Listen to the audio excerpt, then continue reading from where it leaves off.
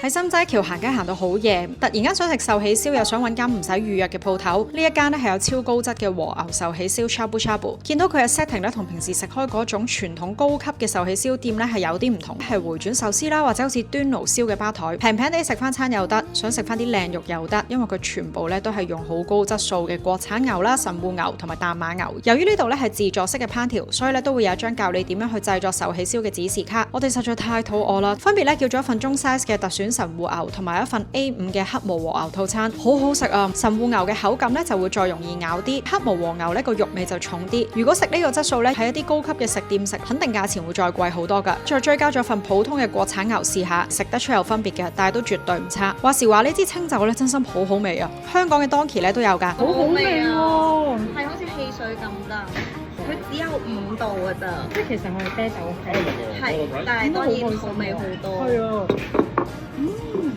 大家行開心齋橋咧，想食肉呢間都真係絕對諗得過。